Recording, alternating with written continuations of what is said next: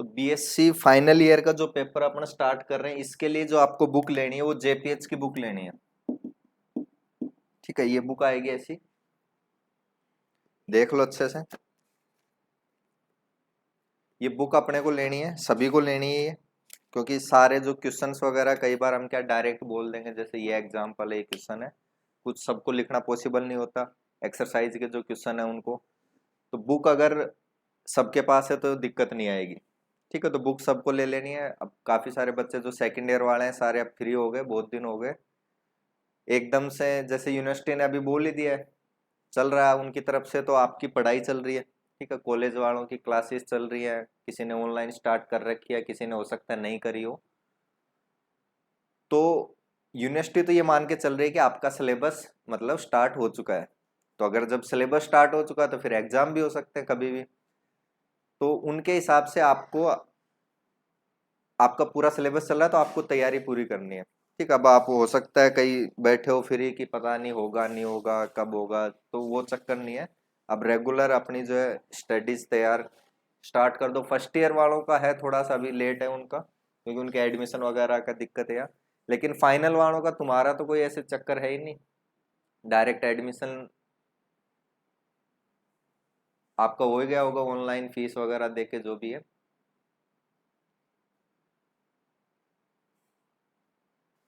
English medium से हो तो इंग्लिश मीडियम के ले लो ना, बुक में क्या दिक्कत है। नोट्स तो अपन साथ साथ दोनों ही बनवाएंगे, हिंदी के भी इंग्लिश के भी। ठीक है, कुछ की अगर नहीं हो पाएगी, जैसे हिंदी में कभी नहीं लिखवाया किसी में, तो उसके पीडीएफ सेंड कर देंगे, वो कोई दिक्कत नहीं है, उसकी कोई इश्यू नहीं है।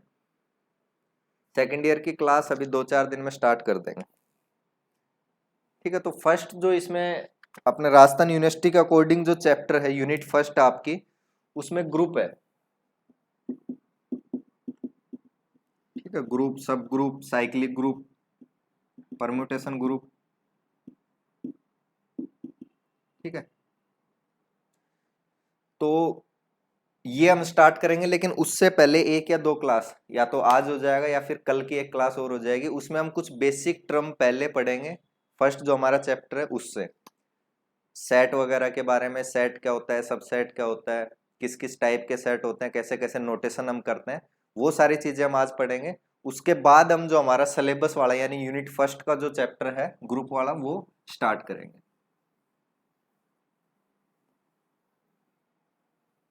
ठीक है, शेयर कर दो एक बार अच्छे से, और जो भी बच्चे हैं वो सारे जुड़ जाएं अपने साथ।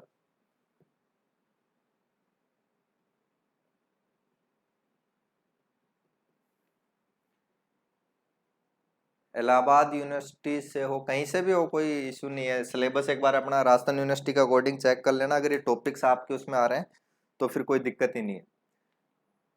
ठीक है, सबसे पहले हम देखते हैं set. A well defined collection of distinct objects. ठीक है, साथ साथ नोट्स भी बनाते रहना अपने। Is called a set. Hindi वाले लिखना चाहें तो समुच्चय इसको बोलते हैं हिंदी में, सेट।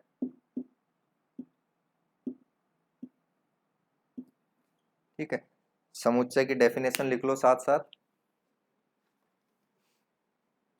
सुनिश्चित और सुस्पष्ट।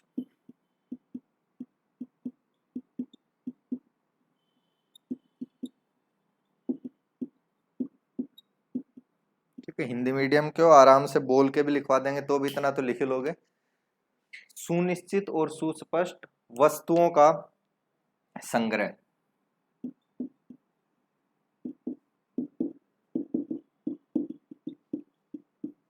क्या कहलाता है अपने पास, सेट कहलाता है, या फिर सुनिश्चित और सुस्पष्ट वस्तुओं के सुपरिभाषित, वेल डिफाइंड भी होना चाहिए, के सुपरिभाषित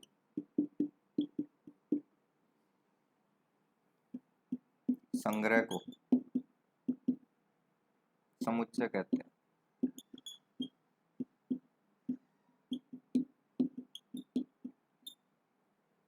ठीक है, अब इसका मतलब क्या हुआ, सबसे पहले ये देखो, ये वेल डिफाइंड का मतलब है यहाँ से जिसको अच्छे से डिफाइन किया गया हो। अब अच्छे से डिफाइन करने का मतलब क्या है कि कोई भी मैं आपको एलिमेंट दे दूं, ठीक है, कुछ मैंने कुछ भी चीजें दे दी आपको, मान लो ये चार दे दी, एक ऐसे है, एक ऐसे है, ठीक है, एक ऐसे है, ये है, ये कुछ भी मैंने ऑब्जेक्ट है, कोई चीज हो सकती है, कोई शहर हो सकता है, कोई नाम हो सकते हैं, कुछ भी हो सकता है, तो वो मैंने कुछ चीजें आपको दे दी और इनको आप अच्छे से डिफाइन कर सको, आपको पता हो कि ये चीजें क्या है, इनकी प्रॉपर्टीज क्या है, उनके बारे में अपने को अच्छे से पता हो, फिर मैं कोई कंडीशन लगा दूं कि इस कंडीशन के अकॉर्डिंग कौन कौन सी चीजें आ रही है। ठीक है, जैसे मैंने आपको नंबर दे दिए मान लो, ठीक है, ये नंबर दे दिए मैंने 7, फिर मैंने बोल दिया कि इनमें से वो नंबर बताओ जो 4 से छोटे हो, ठीक है, लेस देन 4, तो सीधा सा आप आराम से बता दोगे कौन कौन से नंबर है, ये 3 नंबर है, ठीक है। तो यहाँ पे ये एक तरह से वेल डिफाइंड हो गया, अच्छे से हम उन चीजों को हटा सकते हैं जो उस सेट में या जो अपना समुच्चय रहेगा उसमें आएगी या नहीं आएगी, वो सारी चीजें, तो मतलब चीजों का अपने को पता रहना चाहिए कि किस बारे में वो कह रहा सारा है, उसकी क्या प्रॉपर्टी है, ठीक है, उस चीज का हमें पता होना चाहिए। वेल डिफाइंड कलेक्शन, कलेक्शन मतलब काफी सारी चीजें अपने पास, ऑफ डिस्टिंक्ट, अलग अलग, डिस्टिंक्ट का मतलब यहाँ पे हो जाएगा अलग अलग,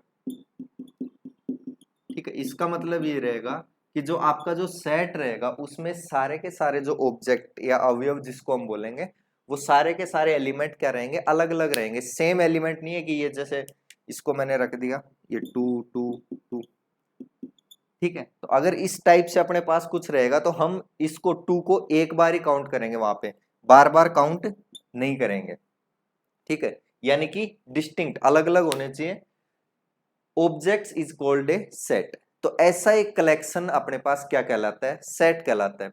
अब जैसे एग्जांपल के लिए हम देखते हैं, मान लीजिए आपसे पूछ लिया कि स्टूडेंट कितने हैं किसी क्लास में, तो आराम से आप काउंट करके बता सकते हो।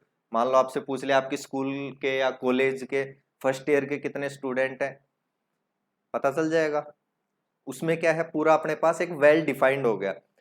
अब मैं पूछता हूं उसमें से कि लड़कियां कितनी है, लड़के कितने हैं, वो भी आप आराम से बता सकते हो। उसी में से मान लो आपको पूछ लिया जाए कि 80% से नंबर जिनके ज्यादा है वो बताओ, वो भी बता सकते हो। फिर उसी में से मैंने पूछ लिया कि इनमें से जो जो होशियार है या इंटेलिजेंट है वो बच्चे बताओ कौन कौन से हैं। तो अब यहाँ पे दिक्कत आ जाती है। अब ऐसे तो दो चार को बनाया जाता है क्लास में कि हाँ ये इंटेलिजेंट है, बट अगर हम एक प्रॉपर डेफिनेशन की बात करें तो इंटेलिजेंट किसे कहेंगे हम, ये चीज यहाँ पे स्पष्ट नहीं है, ठीक है। अब इंटेलिजेंस के लिए अगर वो अपने पास कोई कंडीशन लगा देता है कि अबोव 80% वालों को हम इंटेलिजेंट कह रहे हैं, अबोव 90 को इंटेलिजेंट कह रहे हैं, तो फिर वहां पे एक कंडीशन लग जाती है अपने पास सुस्पष्ट या ऐसे कहे वेल डिफाइंड एक कंडीशन हो गई। लेकिन ऐसी अगर कोई कंडीशन अपने पास नहीं है मान लो, ठीक है, सिंपल ये कह दिया कि जो भी इंटेलिजेंट स्टूडेंट है वो बताओ कॉलेज में से, अब कैसे बताओगे, नहीं बता सकते, ठीक है, दूसरा नाराज हो जाएगा, एक को बता दिया फिर वो बोलेगा सर मैं भी इंटेलिजेंट हूँ, मेरे को इंटेलिजेंट कैसे नहीं बताया, तो वहां पे दिक्कत आ जाती है, ठीक है। तो वेल डिफाइंड होना जरूरी है, तो ऐसा अगर अपने पास कलेक्शन है तो वो क्या कहलाता है, सेट कहलाता है, ठीक है। इसमें कुछ एग्जाम्पल लिख लो।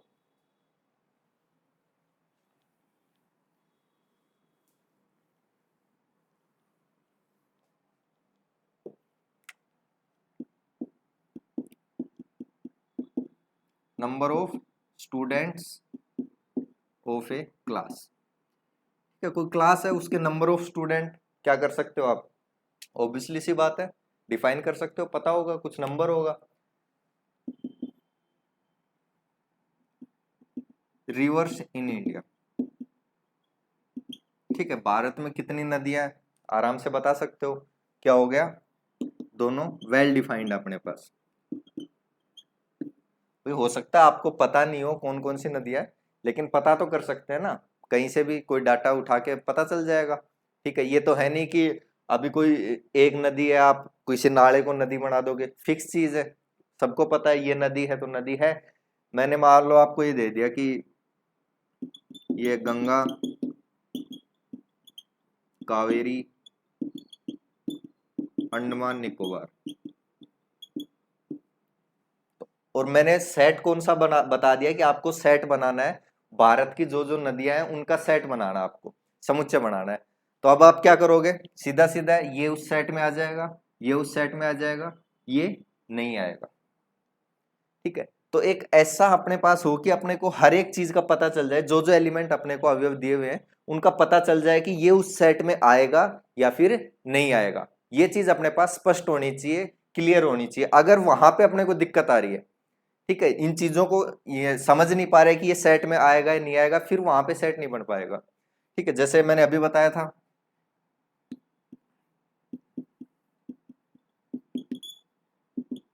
Intelligent students in A class. ठीक है, अब इसमें स्टूडेंट आपने क्लास ले ली, कोई भी क्लास रैंडम सेलेक्ट कर ली, उसमें से सारे स्टूडेंट को सिलेक्ट कर लिया। अब उसमें ये कैसे बताओगे कि ये स्टूडेंट इंटेलिजेंट में आएगा या ये स्टूडेंट इंटेलिजेंट में नहीं आएगा, उसके लिए अपने पास कोई कंडीशन नहीं है, तो फिर ऐसा पॉसिबल नहीं है। तो ये क्या हो गया, नॉट वेल डिफाइंड। तो ये फिर अपने पास ग्रुप या समुच्चय, सॉरी सेट या फिर समुच्चय नहीं बनेगा। ठीक है, ये लिख लो एक बार। फिर कुछ एग्जाम्पल बताते हैं सेट के।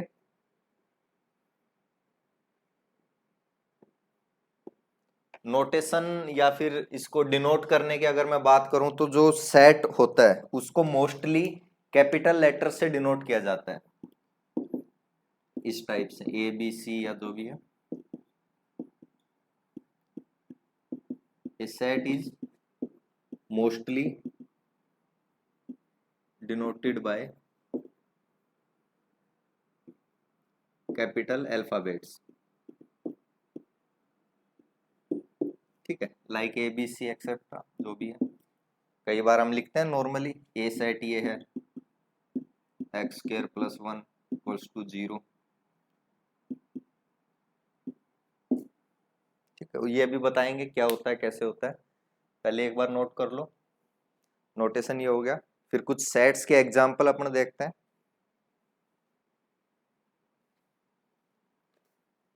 ठीक है, बुक सारे ले लेना, जो भी हैं राजस्थान यूनिवर्सिटी से हैं उनको तो लेनी ही लेनी है, बाकी अपने यूनिवर्सिटी के अकॉर्डिंग या उसके अकॉर्डिंग देख लेना जो भी है।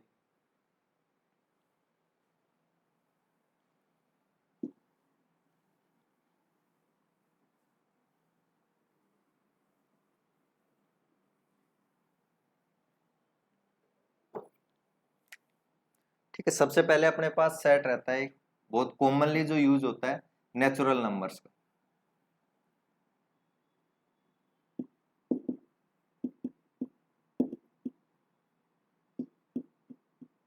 और नेचुरल नंबर्स को ही हम प्राकृतिक संख्याएं भी बोलते हैं।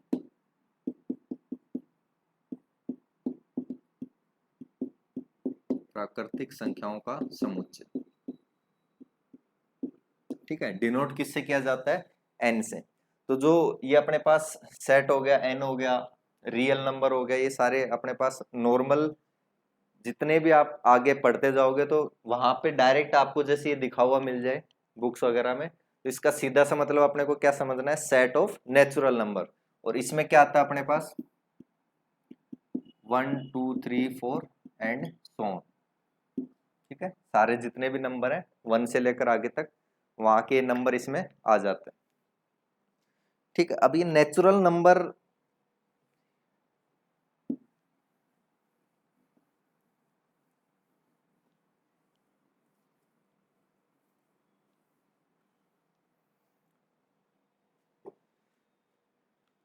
नेचुरल नंबर के लिए क्या मानते हैं कि ये जो नंबर्स हैं ये अपने पास तब से हैं जब से एक तरह से नेचर स्टार्ट हुई है। इनकी खोज किसी ने नहीं की, कहीं आप नहीं देखोगे कि ये जैसे जीरो के लिए अलग अलग बोलते हैं, जीरो की खोज यहाँ इसने मतलब अपन तो मानते हैं आर्यभट्ट ने, लेकिन काफी सारी जगह पे इसमें भी कंट्राडिक्शन मिल जाता है कि नहीं, जीरो की खोज उससे पहले यहाँ हो चुकी थी या जो भी है। लेकिन ज्यादातर जो ग्रीक मैथमेटिशियन थे, एक हमारे एक सर हैं प्रोफेसर यूनिवर्सिटी में, उन्होंने एक बार एक चीज बताई थी। उन्होंने क्या बताया था कि वहां पर एंगल्स के अकॉर्डिंग डिफाइन करते हैं नंबर्स को, एंगल्स के अकॉर्डिंग। ठीक है, कैसे बताया था उन्होंने कि जैसे 1 है तो 1 को कुछ ऐसे लिखते हैं उसमें। ठीक है, यहां पे एक एंगल यहां पे आ गया, सेकंड 2, उसको कुछ ऐसे 2 एंगल हो गए, 3, यहाँ पे 3 एंगल बन गए। ठीक है, सिमिलरली यहाँ पे 4, 4 की अगर मैं बात करूं, इसको ऐसे कर लेते हैं, 1 2 3 4। ठीक है, 4 ये हो गया अपने पास, 5 2 3 4, और ये शायद ऐसे होगा 5। ठीक है, 6 के लिए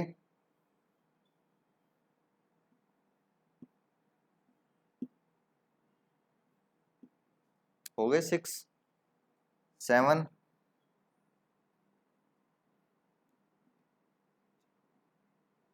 कितने हो गए, 4 5 6, और ये कुछ ऐसे होगा शायद 7, यहाँ पे ज्वाइन नहीं है।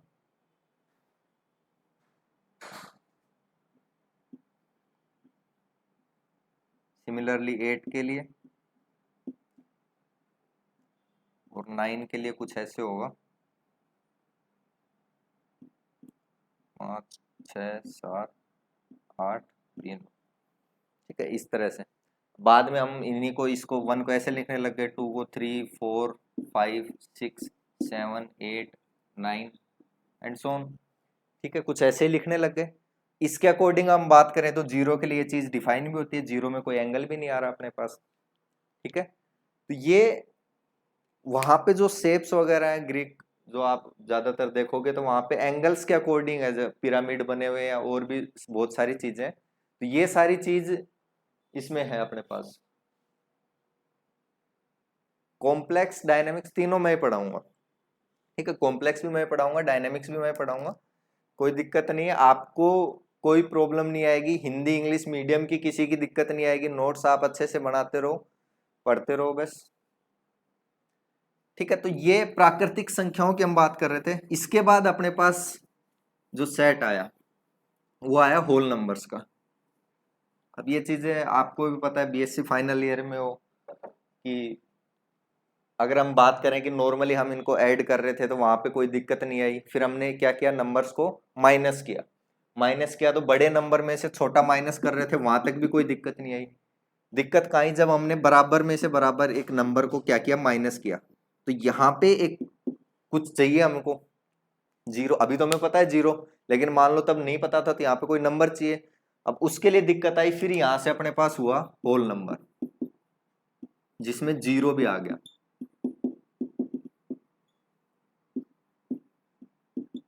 ठीक है, सेट ऑफ होल नंबर्स।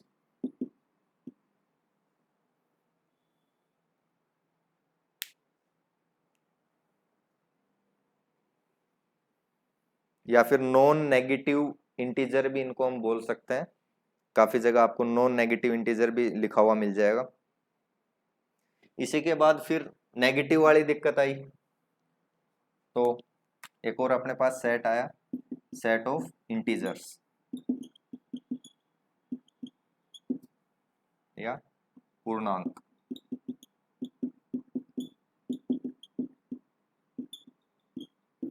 और इसमें क्या रहता है अपने पास, 0 +-1 +-2 +-3 एंड सो ऑन। ठीक है, नेगेटिव और पॉजिटिव दोनों नंबर्स यहाँ पे इंक्लूड हो गए अपने पास। इंटीजर्स का जो सेट था, पूर्णांकों का, जिसको समुच्चय हम बोलते हैं हिंदी में। ठीक है, होल नंबर्स ये आ गया अपने पास, इंटीजर्स आ गया। उसके बाद अब क्या आएगा,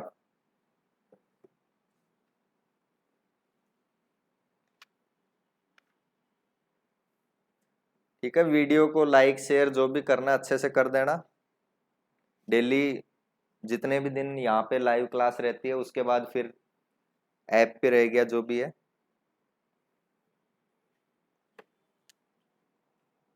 इसको होल नंबर को हिंदी में पूर्ण संख्याओं का समुच्चय।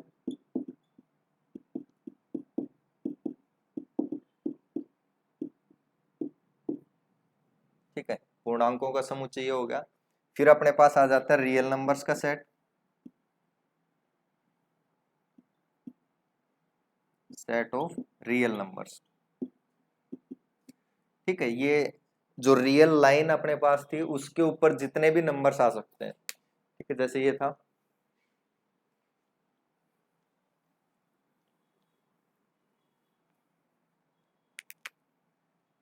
ये इससे पहले रैशनल नंबर और उनका और rational irrational number.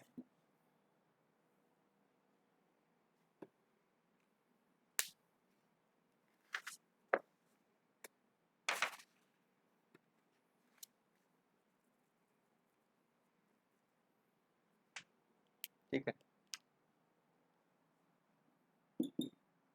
Rational number p by Q की फॉर्म में आएंगे अपने पास। p और q दोनों कहां से होंगे, इंटीजर्स से। ठीक है, कोई भी इंटीजर हो सकते हैं। And q not equals to 0। जो एक डिनोमिनेटर है अपने पास q, ये क्या नहीं होना चाहिए, 0 नहीं होना चाहिए। आपको पता होगा 7 इनडिटरमिनेट टर्म्स है मैथमेटिक्स में अपने, तो अगर नीचे 0 आ जाता है अपने पास तो वो इनडिटरमिनेट टर्म बन जाती है। ठीक है, तो ये जो सेट है ये होता है सेट ऑफ रैशनल नंबर्स।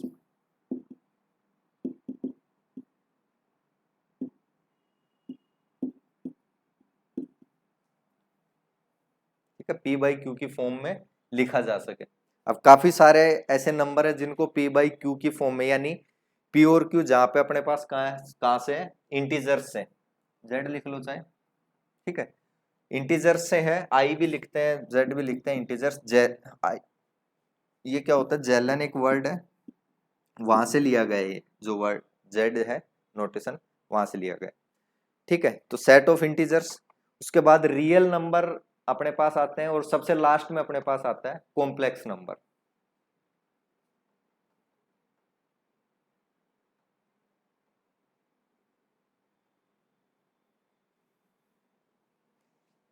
तो जो रियल नंबर का सेट है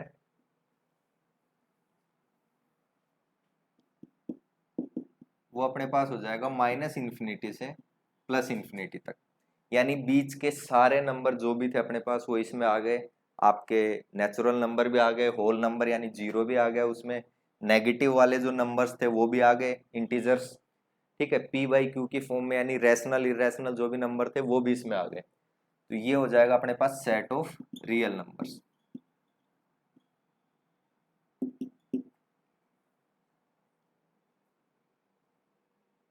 ठीक है, वास्तविक संख्याओं का समुच्चय भी जिसको हम बोलते हैं। ऐसे भी लिख सकते हो, इसका नोटेशन ये भी कर सकते हो, x belongs, x is a real number. Way real का क्या मतलब है भाई, नंबर रियल। ये अपने पास रियल लाइन थी, यहाँ पे 0 था, इधर जो भी नंबर थे उनको अपन ने माइनस में कर दिया, इधर प्लस में कर दिया, एंड सो ऑन।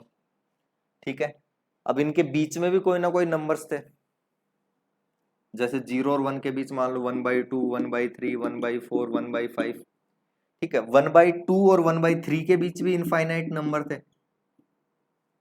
1/2 और 1/3 के बीच में भी नंबर है। ठीक है, तो इस टाइप से काफी सारे अगर हम देखेंगे तो यहाँ से 0 से 1 के बीच कितने नंबर हो गए अपने पास, इनफाइनाइट नंबर। ये सारी चीजें आपने पढ़ रखी है, लेकिन बेसिक हम वापस से इसको रिकॉल कर रहे हैं एक बार। तो ये जो इनफाइनाइट नंबर है इन सबको यहाँ पे ले लें, तो उसके बाद ये जो कंप्लीट अपने पास क्या बन जाएगी, एक लाइन बन जाएगी जिसको हम बोलते हैं रियल लाइन। ठीक है, वास्तविक रेखा या रियल लाइन बोलते हैं।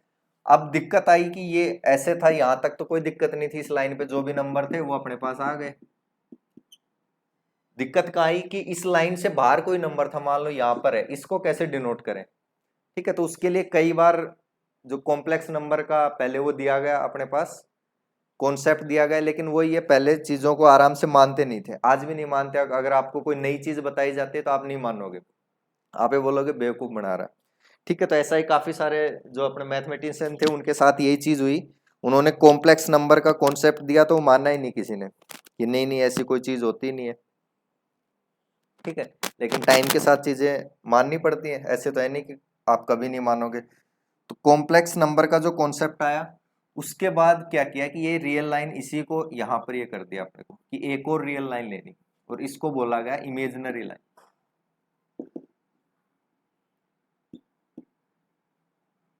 और जिस मैथमेटिशियन या जो भी कहें हम, उनकी बात मानी गई, उनका नाम था डिकार्टे, और इन्हीं के नाम से इसको बोला गया कार्टेशियन प्लेन। ठीक है, कार्तीय प्लेन या जो भी इसको तल जिसको बोलते हैं। ठीक है, तो ये कार्तीय प्लेन या कार्टेशियन प्लेन इसको बोला गया। इसमें अब अपने पास नंबर्स आ गए, इस लाइन पे जो नंबर्स थे इनको बोला गया इमेजिनरी नंबर। ठीक है, इमेजिनरी नंबर। और अब इस नंबर्स को इनको कैसे लिखा गया, a प्लस आयोटा बी, इस टाइप से। इमेजिनरी नंबर के साथ हमने ये टर्म लगा दी आयोटा। जो लास्ट अपना रहेगा कॉम्प्लेक्स नंबर्स का जो सेट रहेगा, सेट ऑफ कॉम्प्लेक्स नंबर्स, या ऐसे कहें सम्मिश्र संख्याओं का समुच्चय। वो तो वास्तविक थी, और ये अपने पास सम्मिश्र। सम्मिश्र ऐसे कहें कि मिश्रण हो गया एक तरह से।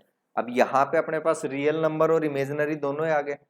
ठीक है, रियल तो इसमें आ ही गए, कॉम्प्लेक्स में अगर मैं बात करूं तो रियल तो सारे नंबर आ ही जाएंगे। क्या फॉर्म रहती है अपने पास, a प्लस आयोटा बी की फॉर्म रहती है। ठीक है, अगर मैं इस पार्ट को यहाँ पे b को क्या ले लूं, जीरो ले लूं, तो ये पार्ट तो जीरो हो गया, तो सिर्फ अपने पास क्या बचा, a। अब इस a को क्या लिख सकते हैं, 0 1 2 3 4 5 जो भी है। a और b दोनों कहां से लेने हैं अपने को, रियल नंबर से लेना है। ये सेट ऑफ कॉम्प्लेक्स, यहां लिख देता हूं, सेट ऑफ कॉम्प्लेक्स नंबर्स। और इसको कैसे डिनोट करेंगे, इसमें कुछ a प्लस आयोटा बी इस टाइप के एलिमेंट आएंगे, जहां पर a और b दोनों कहां से आएंगे, रियल नंबर्स के सेट्स। ठीक है, इस फॉर्म के जो भी एलिमेंट आएंगे वो इस सेट में आएंगे, और इस सेट को आप क्या बोलेंगे अपन, set of complex numbers. Set of complex numbers या फिर सम्मिश्र संख्याओं का समुच्चय।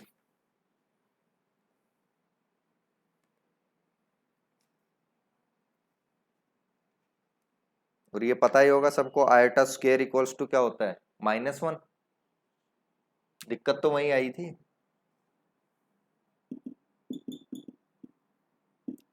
दिक्कत क्या आई थी कि अगर अंडर रूट में कोई नेगेटिव की टर्म आ गई तो उसका क्या सॉल्यूशन करें। यहां तक कोई दिक्कत नहीं थी, 4 था मान लो, कर दिया, 2 आ गया, प्लस माइनस 2 जो भी है। ठीक है, -4 आ गया, अब इसका क्या करें। तो इसी वजह से जो इमेजिनरी नंबर वाला अपना कॉन्सेप्ट है ये आया अपने पास। तो आयोटा स्क्वायर इक्वल्स टू क्या होता है, -1, या फिर ऐसे कहे iota equals to under root -1।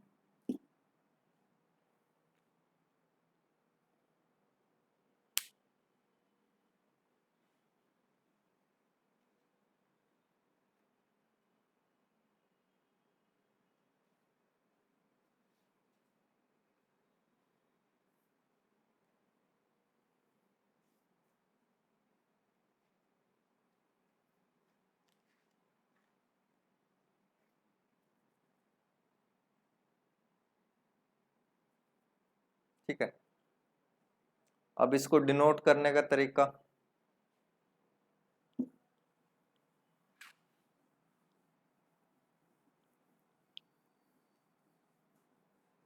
बहुत बेसिक बेसिक चीजें हैं, फिर भी एक बार वापस से याद कर लो, भूल गए होगे काफी दिन से फ्री बैठे हो घर पे।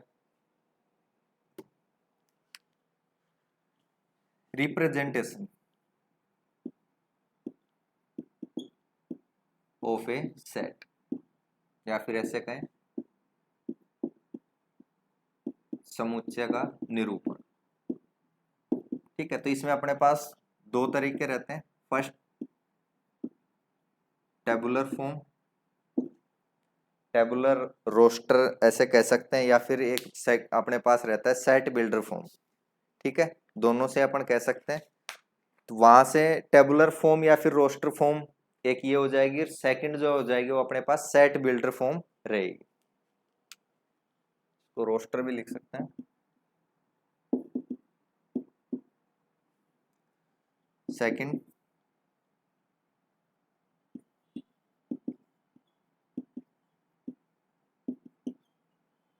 ठीक है। बिल्डर का मतलब यहाँ पर वो मत समझ लेना बिल्डिंग बनाने वाले बिल्डर। बिल्ड मतलब एक मतलब तो वैसे वही हो गया, वो अपने पास प्रॉपर्टी बिल्डर जो रहते हैं वो क्या बनाते हैं, मकान बनाते हैं। ये क्या बनाता है, सेट को बनाता है। ठीक है, कंडीशन अपने पास दी रहती है, उस कंडीशन के अकॉर्डिंग अपन क्या कर सकते हैं, इसको सेट को वापस से पूरा सेट अपन बना सकते हैं, अगर अपने को वो कंडीशन पता है तो। या फिर रूल फॉर्म भी इसको बोल देते हैं। हिंदी में लिख लो दोनों को। सारणीबद्ध रूप, जो टेबुलर फॉर्म या रोस्टर फॉर्म है, इसको बोलेंगे हम सारणीबद्ध रूप।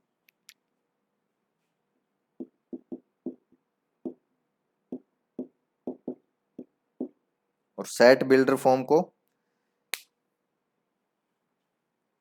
रूल यानी नियम, तो नियम रूप भी इसको बोल देते हैं, या फिर समुच्चय निर्माण रूप या विधि, जो भी आप बोलना चाहो।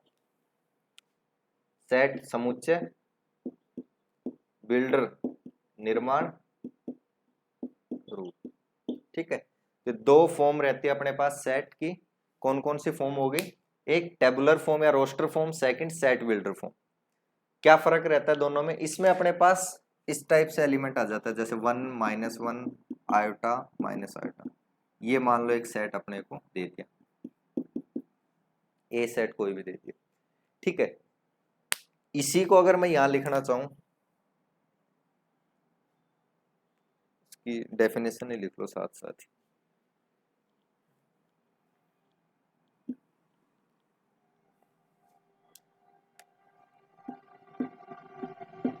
इसमें जो है अवयवों का क्रम कुछ भी हो सकता है,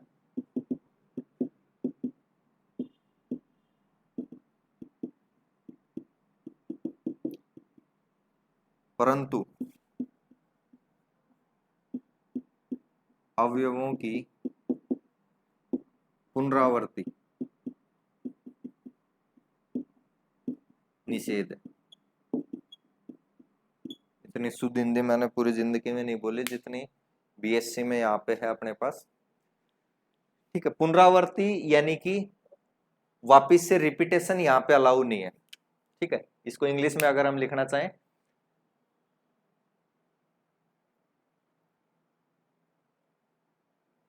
एलिमेंट्स, एक चीज नहीं बताई आपको, सेट ये जो है, ये मान लो ये सेट था अपने पास 1 -1 आयोटा माइनस आयोटा। तो ये जो है अपने पास अंदर जो भी एलिमेंट ये रखे हुए, इनको यहाँ पे बोलते हैं एलिमेंट, यहाँ या अवयव। जो भी मान लो ये नंबर हो सकता है, काफी बार ऐसे इस तरह से अपने पास XY या X1 X⁴ X⁴ X⁴, इस टाइप से। तो नोटेशन है, कुछ भी हो सकता है। तो ये जो सेट के अंदर जो अपने पास लिखे हुए हैं, इनको हम बोलते हैं एलिमेंट्स या फिर अवयव बोलते हैं, समुच्चय के अवयव या फिर एलिमेंट ऑफ ए सेट। ठीक है, तो जो एलिमेंट्स का यहाँ पे रिपीटेशन क्या लिखेंगे, यहाँ पे repetition of elements is not allowed their place may be what ever. ठीक है, कहीं भी लिख सकते हैं, ये कोई फर्क नहीं पड़ेगा। यहाँ पे इसको -1 को आप आगे लिख दो, आयोटा माइनस आयोटा, या फिर माइनस आयोटा 1, यहाँ पे -1 इधर लिख दिया और ये आयोटा इधर लिख दिया, कोई फर्क नहीं पड़ेगा, क्या है, सेम सेट है। ठीक है, सेकंड, इसमें रिपीटेशन अलाउ नहीं है, जैसे 1 1 -1 -1 आयोटा माइनस आयोटा, ये है। ठीक है, तो एग्जैक्ट इसको अगर सही से लिखा जाएगा तो वो ये लिखा जाएगा 1 -1 आयोटा और माइनस आयोटा, क्योंकि जो डेफिनेशन थी उसमें भी हमने क्या एक वर्ड यूज किया था, डिस्टिंक्ट एलिमेंट्स। ठीक है, अलग अलग यहाँ पे होने चाहिए, 1 -1 आयोटा माइनस आयोटा, सारे चारों के चारों। अगर कोई रिपीट हो रहा है तो उसको दो बार नहीं लिखेंगे हम। ठीक है, सेट बिल्डर फॉर्म, ये सॉरी टेबुलर या रोस्टर फॉर्म ये हो गया अपने पास। सारणीबद्ध रूप भी जिसको बोलते हैं। ठीक है, जैसे नेचुरल नंबर को अगर मुझे डिनोट करना है तो कैसे डिनोट करेंगे, 1 2 3 एंड सो। कौन सी फॉर्म हो गई है, टेबुलर फॉर्म या फिर रोस्टर फॉर्म। साथ साथ बनाते रहना अपने। हिंदी मीडियम, इंग्लिश मीडियम, किसी को भी कोई दिक्कत आ रही हो तो बताओ, समझ में नहीं आ रहा हो, हिंदी मीडियम वालों को नहीं समझ में आ रहा हो कोई चीज, इंग्लिश वालों को नहीं समझ में आ रही हो, ऐसी कोई दिक्कत आ रही है क्या?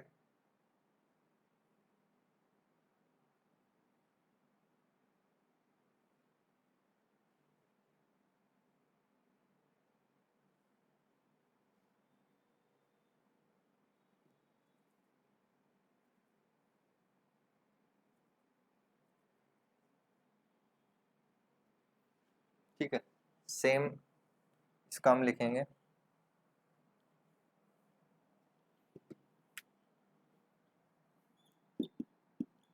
यदि किसी समुच्चय के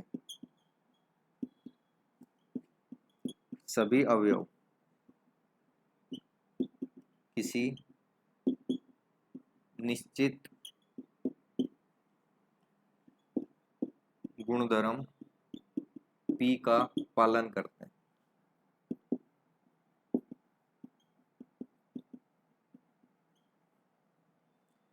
ठीक है, कोई एक P, कोई प्रॉपर्टी है उसका, यहाँ पे क्या कर रहे हैं, सारे के सारे उसको पालन कर रहे हैं, तो इसे समुच्चय निर्माण विधि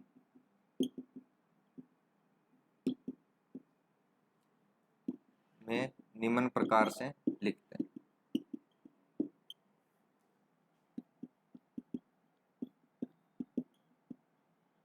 ठीक है, कैसे लिखेंगे?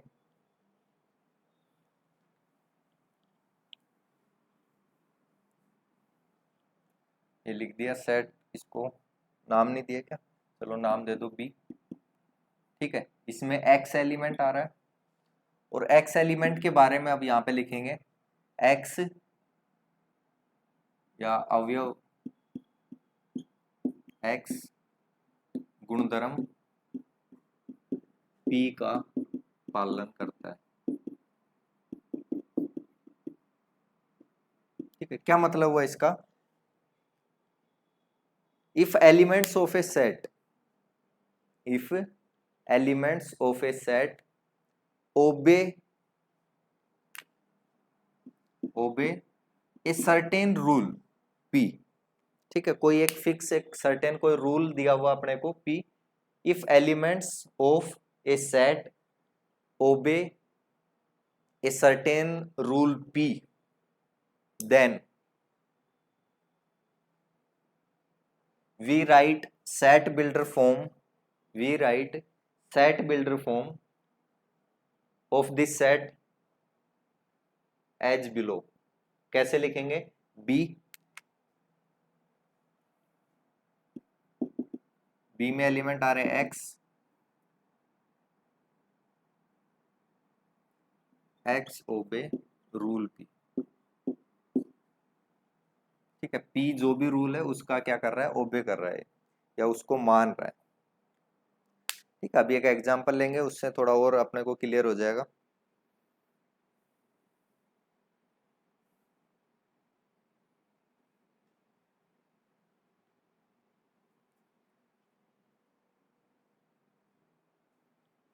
जैसे ये सेट है,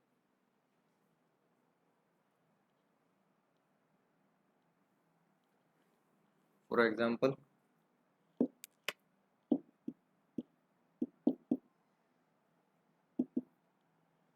एक सेट दे दिया ए, अपने को क्या दिया हुआ है, एक्स स्क्वायर इक्वल्स टू 1, इस कंडीशन को सेटिस्फाई करता हुआ।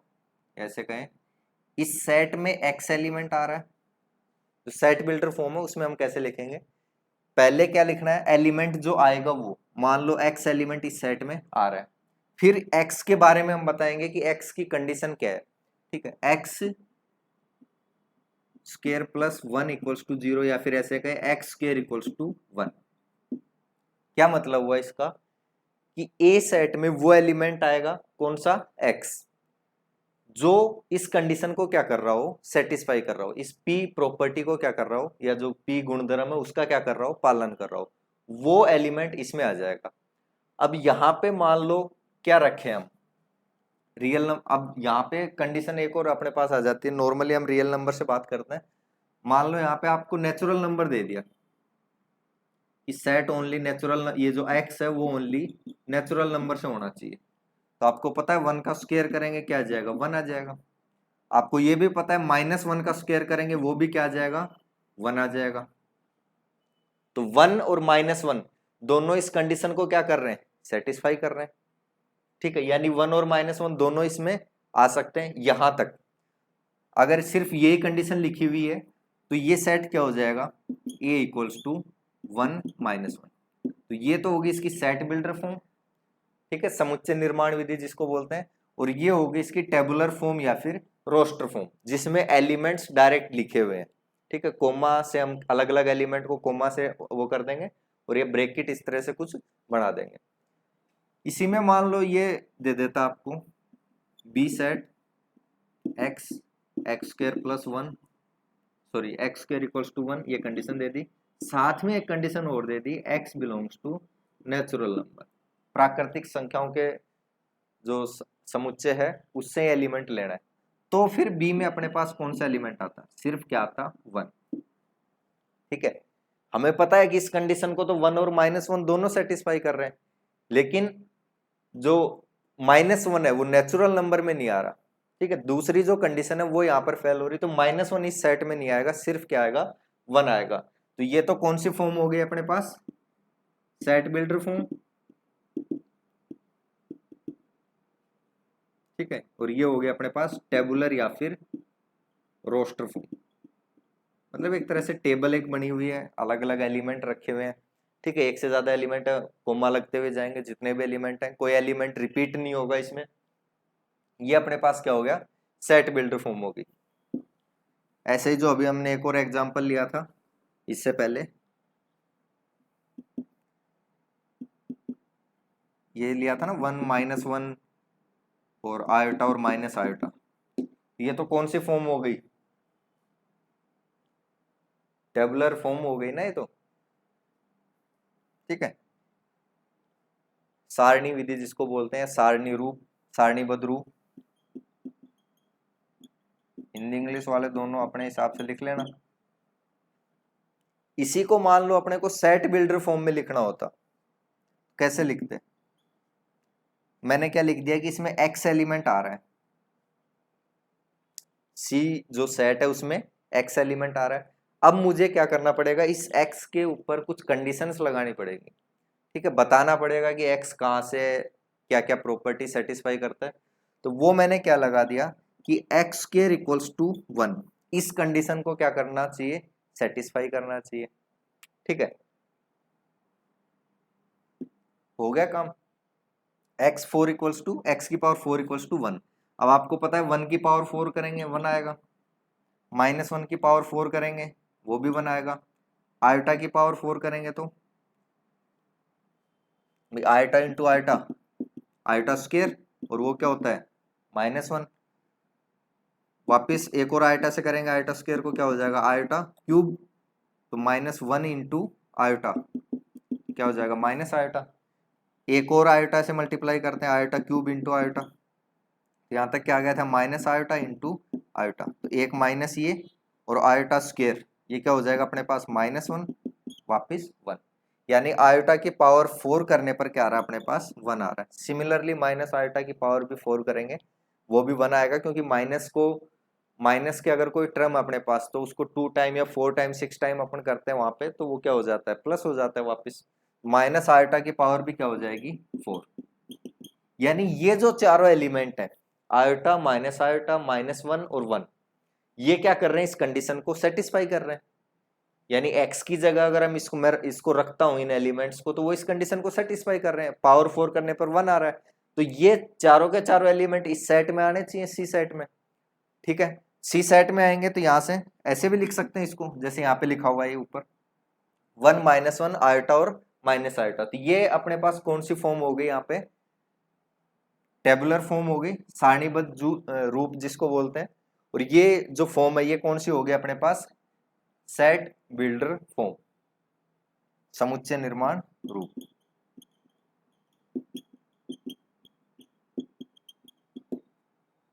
ठीक है, ये अच्छे से समझ में आ गया होगा सेट बिल्डर फॉर्म क्या होती है।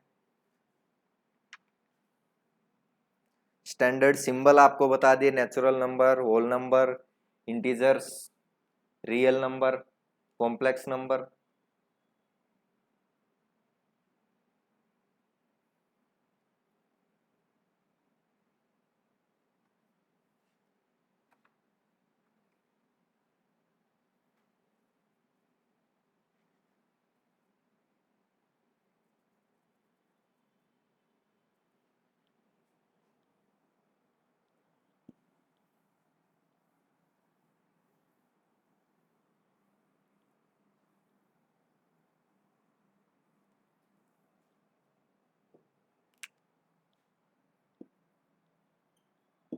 Equality of two sets, two sets A and set B are called equal if every element of set A is in set B and vice versa। ठीक है, या फिर ऐसे कहें x belongs to A if and only if x belongs to B।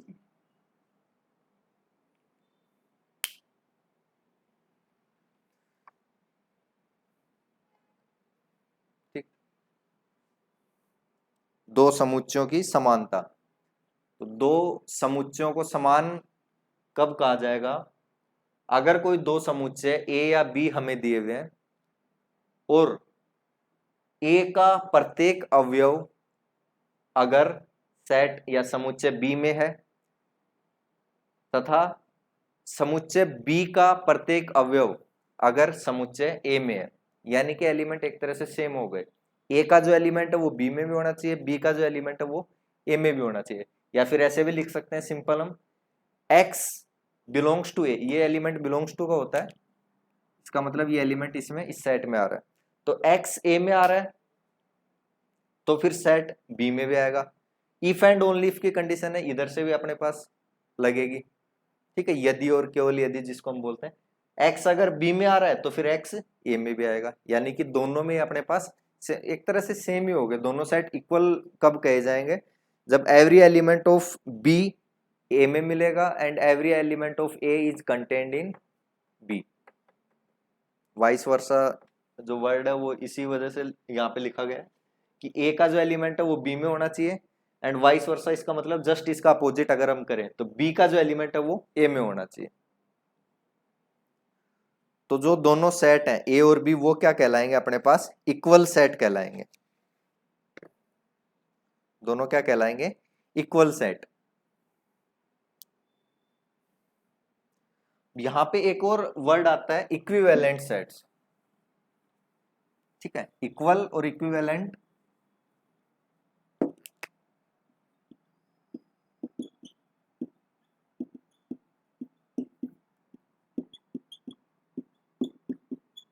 परस्पर तुल्य समुच्चय। ठीक है, इसको क्या कह सकते हैं?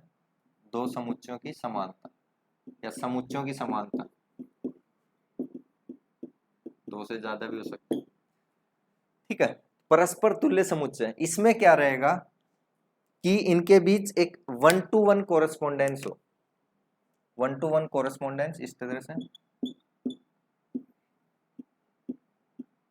एक सेट ये, एक सेट अपने पास ये। ठीक है, तो ये मान लो इससे कनेक्ट हो गया, ये इससे कनेक्ट हो गया, ये इससे कनेक्ट हो गया, ये इससे कनेक्ट हो गया। कैसे कनेक्ट हो रहा है वो अभी हम नहीं पढ़ेंगे, कुछ नहीं देखेंगे। 1-to-1 कोरेस्पोंडेंस हो, मतलब अगर इसमें 4 एलिमेंट है तो सेम इसमें 4 एलिमेंट हो, तब हम उनको क्या कहेंगे? इक्विवेलेंट सेट कहेंगे। ठीक है, उनकी तुलना हम कर सकते हैं। अब वो होती है इक्वल है या नहीं है वो बाद की बात है। ठीक है, साफ दिख रहा है इक्वल नहीं है। इक्वल कब होते हैं? इस तरह से होता है जब 1 2 3 4, इसमें भी क्या होता है 1 2 3 4, ए और बी दोनों सेट में अगर ये एलिमेंट होते हैं। अगर इसमें ए में आ रहा है एलिमेंट तो बी में भी होना चाहिए, या बी में कोई एलिमेंट आ रहा है तो वो ए में भी होना चाहिए। ऐसे अगर अपने पास कंडीशन तो फिर तो क्या कहलाएंगे, इक्वल सेट।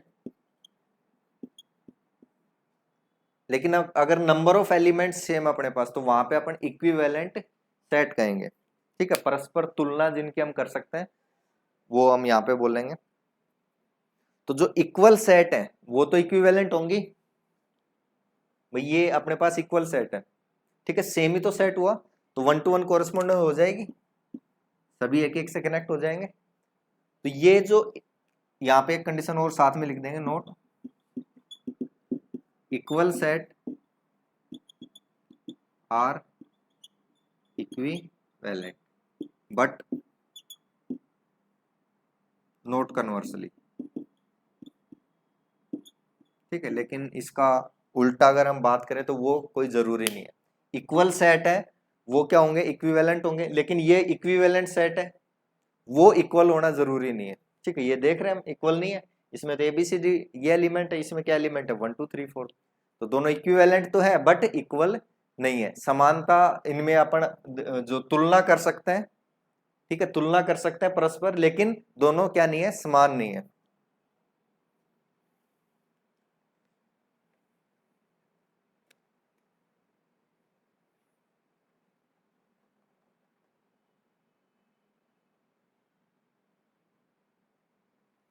ठीक है, तो कल इसी में हम पढ़ेंगे टाइप्स ऑफ सेट के बारे में, किस किस टाइप के सेट होते हैं, कुछ empty set, null set, void set, singleton set, finite set, infinite set, subset, उनके बारे में, उनकी डेफिनेशन, यूनियन कैसे करते हैं, इंटरसेक्शन कैसे करते हैं, रिक्त समुच्चय वगैरह, वो सारी चीजें हम कल के जो लेक्चर रहेगा अपना, टाइमिंग शायद तक यही रहेगा 1 बजे या फिर हो सकता है 2 बजे। 1 या 2 क्लास ही आपकी स्टार्टिंग की वैसे चल रही हैं, इनमें क्या रहेगा कि अपन बेसिक जो चीजें हैं इनको वापस से पढ़ेंगे एक बार। सेट वगैरह आपने वैसे ऐसी बात नहीं है, पढ़ रखा सब कुछ, फाइनल ईयर में अगर आप पढ़ रहे हो तो, फर्स्ट ईयर में पढ़ लिया होगा ये तो, लेकिन एक बार वापस से रिपीट करना जरूरी है, और इनको साथ साथ नोट्स जरूर बना लेना। ठीक है, डेफिनेशन सारी ध्यान हो जाएंगी तो अच्छे से, और अच्छे से चीजें क्लियर हो जाएंगी। इसके बाद हम कल टाइप्स ऑफ सेट, किस किस टाइप के सेट होते हैं वो सारे पढ़ेंगे यहाँ पे। रिक्त समुच्चय किसको बोलते हैं, एकल समुच्चय किसको बोलते हैं, सिंगलटन सेट जिसको बोलते हैं, और ये सारी चीजें हम कल पढ़ेंगे। और इसमें किसी को कोई दिक्कत पूछ लो एक बार।